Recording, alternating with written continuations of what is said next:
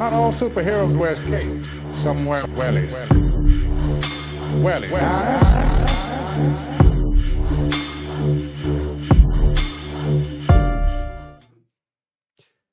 Good evening, everyone, and you're very welcome to the news that you will not get on the mainstream media. Farmers up and down the country of Ireland are very interested in the Mercosur Deal that's going on at the moment in Europe. I have a strong opinion on it, but we're here this evening to get some information from PR, from Off Grid Ireland. I'm back again to wreck everybody's Fire ahead, heads. PR. Yeah.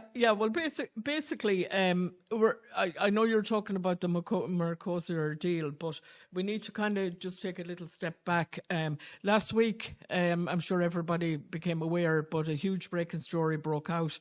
Arla Food Group, it's the 5th largest food producer in the world, and in their method to reduce cow farts, they're running a trial using the feed additive Bovaer on its farms.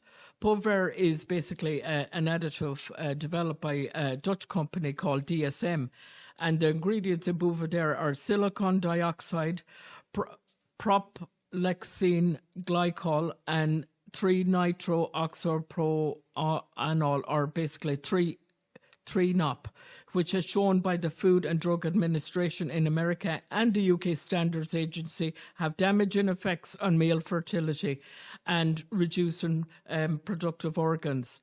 But DSM company behind Bovaer has said that its product will not transfer from the cow to her milk or to her meat, and it's safe for animals and consumers, and as it has no harmful effects. Okay.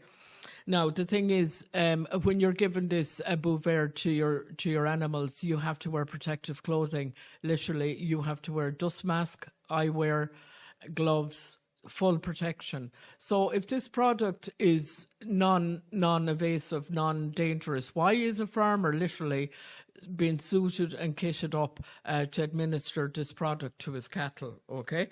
Now, the climate lunatics are controlling our foods, and by feeding toxic chemicals like this to our animals, it's basically depopulation through food, and that's what I'm calling it. Depopulation through food, because if it's reducing male fertility, obviously it's going to have knock-on effects, for the human population that are drinking products from cows or beef that have been fed this additive. And are the rumours true, because I think this is part of the Mercosur deal, are the rumours true that this product has been used in South America for a couple of years? Yes, James, very good point. Since 2021, basically Brazil, Chile, Paraguay and Argentina have been using Bovaer in their livestock as part of their farming protocol. So literally, these animals now are, their products are going to be brought into Europe now because of this Mercosur deal. It's absolutely horrific. People need to be aware. Now, Dr. Jenny Morgan, she found in 4 out of 5 samples of milk tested was actually from cows that had this Bovaer. It was found in the liver, adrenals, muscle and brain. Ovary size was reduced.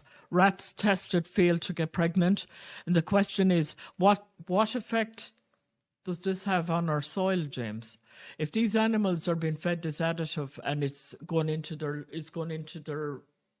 system, and obviously cows are excreting manure. Yeah. So that manure is going into the soil. So that, as far as I'm concerned, that manure is contaminated. So you have the soil that's been affected, but you also have the insects, you also have the birds, and you also have, any of the little mammals that survive on the land that now are also been affected by this. This is absolutely horrific. Absolutely horrific. Well, thank you very much for bringing our attention to it, and head to Off Grid for more information. Is that what I can say to people? And you have to start researching a lot of this yourselves. Can I just also mention as well that this Dutch company DSM basically are part of the World Economic Forum as a grouping. So that's the manufacturers of this product. Yeah, the Dutch manufacturer of of this Bovaer are part of the World Economic Forum. So take that as you will, but I'm telling you right now, and anyone that's watching this, you need to support your local Irish farmer, your local butcher, and your local farmers market. Your local butcher has a picture on the wall with the local farmer, the cattle he's using, and a contactable number. You contact them numbers and find out. Now, I did contact Avonmore and Connacht, and both of those companies said that they're not using it. Teagasc have set up a program. Moore Park fed this twice. They ran trials from Century Thurles Co-op supplier, and they fed dry cows 8 weeks with Bovaer, and they supported that farmer in doing that. And Teagasc said that there's no impact on human health as a result of humans drinking milk. So look at, lads. But how would they know? Well, look at, it's safe and effective. The same narrative that's been pushed out for other things in this country. But I'm telling you right now, I mean, you're talking about silicon dioxide and propylene glycol and 3-nop. Well, they're chemicals themselves, and they basically cause infertility. I mean, but I can't understand how this country, we can't get our heads around how it is a poor idea to put additives into animal feed. Because if you go back to the bone meal and the BSE crisis and the angel dust and the countless farmers who died. Yeah, well, Brazil used to administer angel dust to their cattle. I believe they still do. Yes. There, when the Farmers Journal done articles about this, like this Mercosur deal has been negotiated since '99. They sent out a crew of investigative journalists in the 2000s, and they found quite clear examples of growth hormones being regularly used, both injected and powder-based, in Brazilian farms. So it's absolutely disastrous. Also, as well, this just for the public to be aware as well, this deal now is going to have a detriment effect on Irish farmers and English farmers specifically, because this is our neck of the wood. We've skin in the game here. But the thing is, what's going to happen now is Europe is going to be flooded with this cheap meat, from steaks to mincemeat. It's going to be brought in here en masse.